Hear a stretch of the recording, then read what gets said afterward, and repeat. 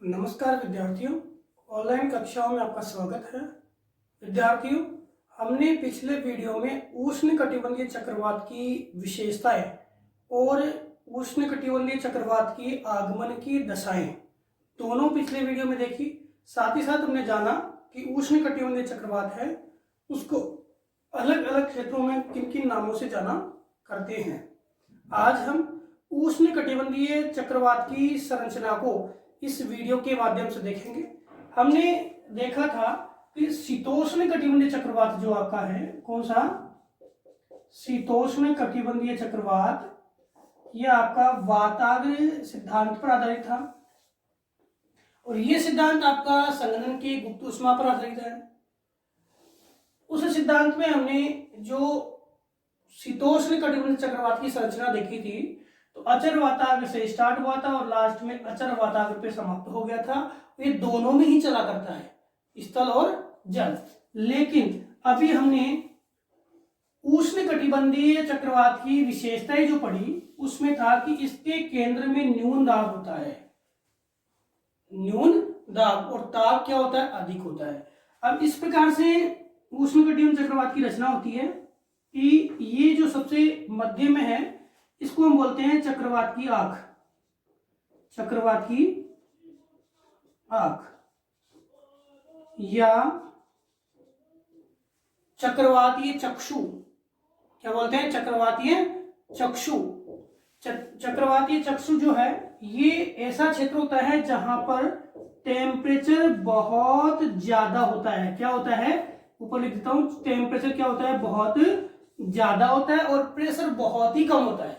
एक तो क्या होता है, टेम्परेचर बहुत ज्यादा होता है और एक प्रेशर बहुत ही कम होता है। अब यहाँ पे टेम्परेचर ज्यादा और प्रेशर कम है, तो दूसरे क्षेत्र से क्या आएगी, हवाएं आएगी। क्या आएगी, हवाएं।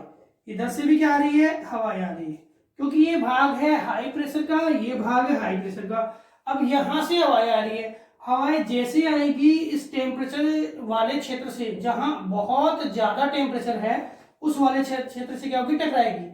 जैसे ये हवाएं टकराएगी, टकरा के गर्म होगी, गर्म होकर के ये जो हवाएं हैं वो इस प्रकार से, ये हवाएं हैं वो इस प्रकार से सर्पिलाकार पथ में क्या होती है, इससे टकराती है, घूमती है और सर्पिलाकार पथ में क्या होती है, ऊपर की ओर चली जाती है। सर्पिलाकार पथ में क्या होती है, ऊपर की ओर चली जाती है। ये हवाएं जो आती है, ये क्या होगी, इसके साथ घूमेगी। अब इसकी हम बात करें, जो चक्रवात का ये क्षेत्र होता है, इसका व्यास लगभग आपके 150 से 250 किलोमीटर होता है। 150 से 250 किलोमीटर होता है और ये क्षेत्र क्या होता है, वायु शून्य प्रदेश होता है, जिसे हम चक्रवात की आंख बोलते हैं। ये कैसा होता है, वायु शून्य प्रदेश। और इस वायु शून्य प्रदेश या चक्रवात की आंख से जो एक क्षेत्र बनते हैं, ये दोनों, इनको हम क्या बोलते हैं, अक्षुभिति बोलते हैं। क्या बोलते हैं, अक्षुभिति। क्या बोलते हैं, अक्षुभिति। अक्षुभिति बोलते हैं। और जो ये अक्षुभिति होती है, इसके माध्यम से जो हमारी हवाएं हैं जो आ रही है दूसरे क्षेत्र से, इन हवाओं का क्या होता है, बहिर्प्रवाह होता है, बाहरी क्षेत्र में हवाएं जाती है। इसके बाद हम बात करें, यह आपका सौरमंडल का भाग है, ऊपरी भाग, और यहां पे क्या होती है, वायु शांत होती है। वायु शांत होती है और ये बताया जाता है कि चक्रवात में ऊंचाई पर प्रति चक्रवाती प्रतिरूप होना चाहिए। और ये हवाएं जैसे ही गर्म होती है, ये गर्म होके ऊपर की ओर जाएगी। क्या होगी, ऊपर की ओर जाएगी। अब ऊपर की ओर जाने के बाद ये हवाएं पुनः ठंडी होगी और ठंडी होने के बाद इन हवाओं का ये जो क्षेत्र है, ये वायु शून्य है और टेम्परेचर हाई वाला है, तो इस क्षेत्र में हवाओं का पुनः क्या होगा, अवतरण होगा। हवाओं का पुनः क्या होगा, अवतरण होगा। और जैसे अवतरण होगा, ये हवाएं हैं पुनः वही चक्राकार रूप में आगे ऊपर की ओर उठ जाएगी। यह प्रतिक्रिया इस चक्रवात में चलती रहती है। अब इसके बाद होता क्या है, जो आपकी अक्षुवृत्ति है इससे आपके जो एक परिधि बनती है जिसे हम बोलते हैं रेन बैंड। क्या बोलते हैं? Rain band. इस परिधि को क्या बोलते हैं? रेन बैंड कहते हैं। इस रेन बैंड की जो स्थिति है, यहां से देखो एक चीज मैंने आपको बताई थी कि जब उष्ण कटिबंधीय चक्रवात आता है तो आपके सबसे पहले क्या होना चाहिए? आर्द्रता, और एक तापमान ज्यादा होना चाहिए। आर्द्रता कब होगी?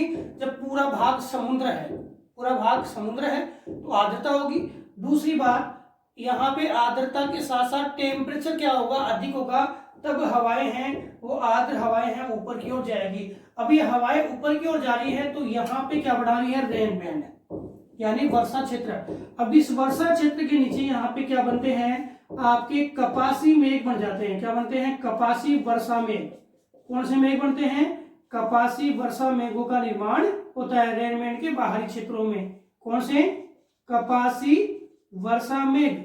ये कपासी वर्षा मेघ बनते हैं इस रेन बैंड के क्षेत्र में। कौन से मेघ बनेंगे? याद रखना, कपासी वर्षा मेघ।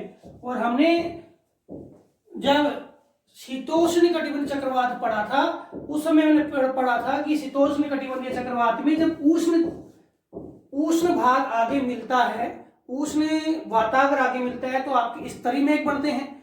लेकिन जैसे ही शीत वातावरण इसका रूप लेता है तो यहाँ पे कपासी वर्षी मेघ वहां पर भी बनते हैं। तो यहाँ कपासी वर्षा मेघ बनेंगे और क्या करेंगे? वर्षा करेंगे, मूसलाधार वर्षा करेंगे। उसमें धीरे धीरे वर्षा होती थी, लेकिन इसमें जो वर्षा होगी वो बहुत तेज और कम समय के लिए होगी। झंझावाती वर्षा इसमें देखने को मिलेगी। तो चक्रवात का परिसंचरण आपने देखा, हवाएं आती है और हवाएं क्या होती है? राउंड करती है, ऊपर की ओर जाती है। अब इसकी गति, जो ये चक्रवाती जो स्वरूप चल रहा है, इसका व्यास हमने बताया कितना? 150 से 250 किलोमीटर तक इसका व्यास हो सकता है। अब इसकी गति की बात करें तो गति भी लगभग 250 किलोमीटर प्रति घंटा तक होती है। कितनी? 250 किलोमीटर प्रति घंटा तक होती है। इसकी गति कितनी होती है? 250 किलोमीटर प्रति घंटा तक होती है। साथ ही साथ हम बात करें कि यह जो चक्रवाती परिसंचरण है इसकी दैनिक, देखो यहाँ दो गतियों की बात कर रहे हैं। एक तो यहाँ जो हवाएं ऊपर की ओर जा रही है किस गति से, वो गति कौन सी है? 250 किलोमीटर प्रति घंटा। और जो हवाएं हैं वो की शक्ति है, यानी चक्रवात आगे चलता है, वह गति आपकी है आपके 250 से लेके और 500 किलोमीटर तक लगभग, या 300 से लेके 500 kilometre per day, sorry per day, एक दिन में 300 या 250 से 500 किलोमीटर तक है। क्या है?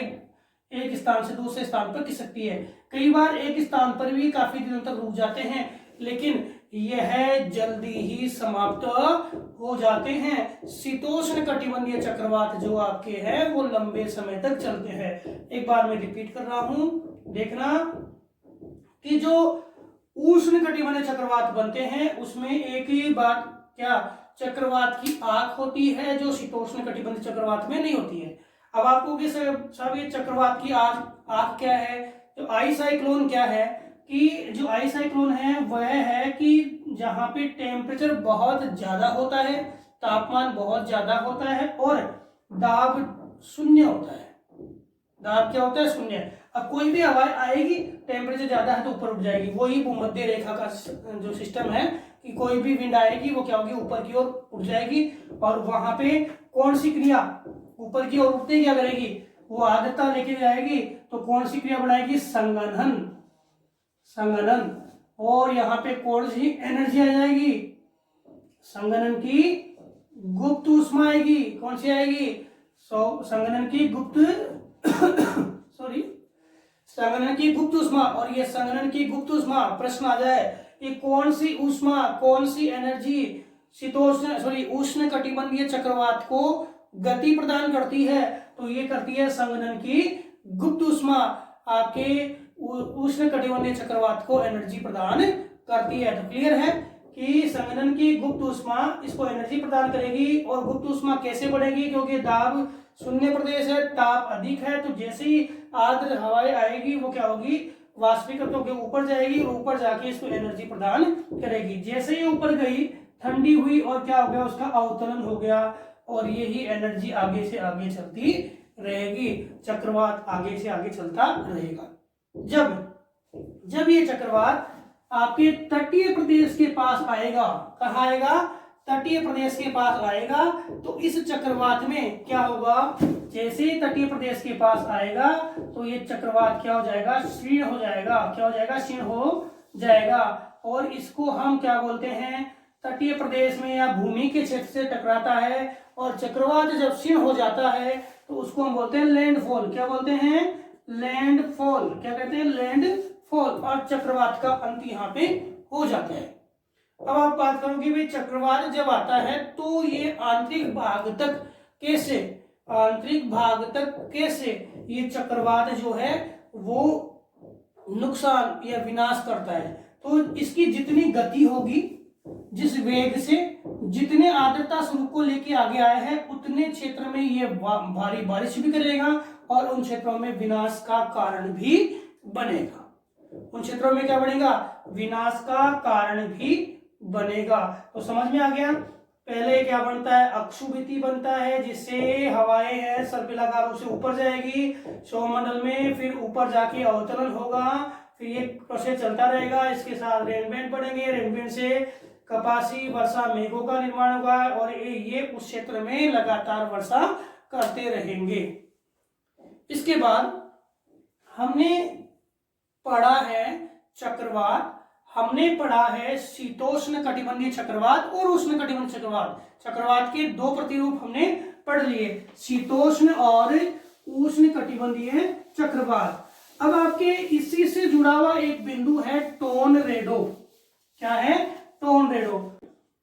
तो टोर्नेडो जो है वह भी एक चक्रवातीय परिसंचरण है और बताया था कि पिछले वीडियो में कि यह जो है आपके दक्षिणी व पूर्वी जो अमेरिका है, यानी कौन से की बात कर रहा हूं मैं यूएसए की बात कर रहा हूं। यूएसए में आते हैं और जब ये आते हैं तो विध्वंस घटनाएं उत्पन्न होती है, काफी तेज हवाओं के साथ ये आते हैं। बोला करते हैं कि यह जो टोर्नेडो है वातावरणीय सिद्धांत पे आधारित है और यह दो विभिन्न हवाओं के मिलने से आते हैं। और सामान्यतया आपकी जो मिसिसिपी नदी है, मिसिसिपी नदी की घाटी में आपकी कौन सी जगह, संयुक्त राज्य अमेरिका में यह चक्रवातीय परिसंचरण देखने को मिलता है। कहां पर, अटलांटिक महासागर में। कौन सी महासागर में, अटलांटिक महासागर में। इसके लिए अमेरिका सरकार है वो टोर्नेडो प्रबंधन जो कार्यक्रम है वो भी चलाती है और मौसम विभाग है इसकी पूर्व चेतावनी देता है, क्योंकि ये जो ऐसा चक्रवात है जिसके कारण अमेरिका में काफी ज्यादा जो विनाशात्मक क्रियाएं उत्पन्न होती है, कई प्रकार के जो क्षेत्र है उनको जन और धन दोनों की हानि उठानी पड़ती है। और हमने पढ़ा है ये भी क्या है, एक चक्रवात है।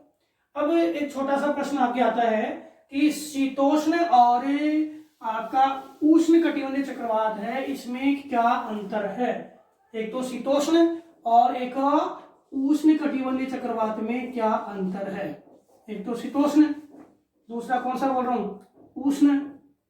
तो उष्ण कटिबंधीय चक्रवात में क्या अंतर है। तो शीतोष्ण कटिबंधीय चक्रवात की मैं बात करूं तो ये आप पढ़ा था हमने कि 35 से लेके और 65 डिग्री नॉर्थ एंड साउथ के बीच में आते हैं, जबकि उष्ण कटिबंधीय चक्रवात है 8 डिग्री से 24 डिग्री नॉर्थ एंड साउथ के रूप में आते हैं। दूसरी बात हम करें कि जो शीतोष्ण कटिबंधीय चक्रवात है ये वाताग्र सिद्धांत पर आधारित है। किस पर, वाताग्र जनन सिद्धांत पर आधारित है और ये आपके संघनन की गुप्त ऊष्मा से एनर्जी प्राप्त करते हैं। किससे प्राप्त करते हैं, संघनन की गुप्त ऊष्मा से एनर्जी प्राप्त करते हैं। इसके बाद हम बात करें कि जो आपका शीतोष्ण कटिबंधीय चक्रवात होता है इसके व्यास की बात मैं करूं तो व्यास इसका काफी अधिक होता है और इसका व्यास लगभग 1500 से 3000 या 1500 से 2000 किलोमीटर तक होता है। और इसके व्यास की बात करूं तो ये इसका व्यास है 50 से 300 किलोमीटर तक होता है, 50 से लेके और 300 किलोमीटर तक होता है। इसके बाद इसके उत्पत्ति सिद्धांत की बात करें, कहाँ इसकी उत्पत्ति होती है, तो इसकी उत्पत्ति स्थल व जल दोनों में। और इसकी उत्पत्ति कहाँ होती है, इसकी उत्पत्ति होती है केवल जल में। स्थल पे आते ही क्या हो जाता है, ये समाप्त हो जाता है, जिसे हमने पढ़ा था अभी, क्या बोलते हैं, लैंडफॉल कहते हैं। इसके बाद हम बात करें तो यह उष्ण कटिबंध चक्रवात की तुलना में क्या होता है, कम प्रभावी होता है। ये क्या होता है, कम प्रभावी होता है। इसकी तुलना में इसकी उष्ण कटिबंधीय चक्रवात की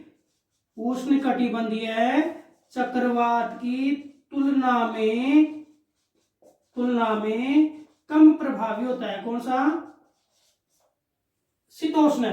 और ये सर्वाधिक विनाशकारी होता है। ये क्या होता है, सर्वाधिक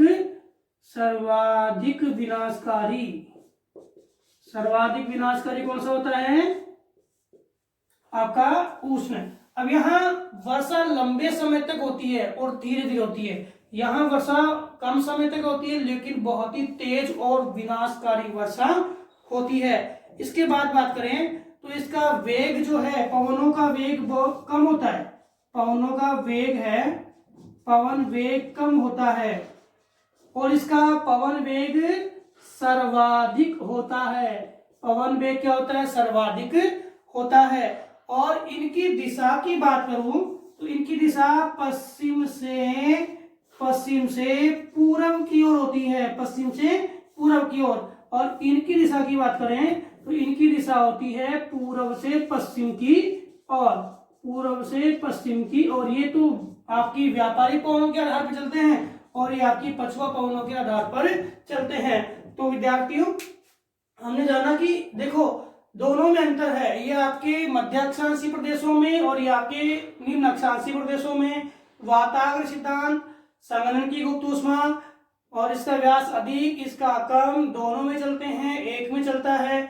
उष्ण कटिबंध चक्रवातों की तुलना में प्रभावी, ये सर्वाधिक विनाशकारी, कम प्रभावी। और पवन का वेग कम होता है, इसमें सर्वाधिक पश्चिम से पूर्व और पूर्व से पश्चिम। वर्षा इसमें लंबे समय तक धीरे धीरे होती है और इसमें बहुत ही तेज होती है, मूसलाधार वर्षा इसमें होती है।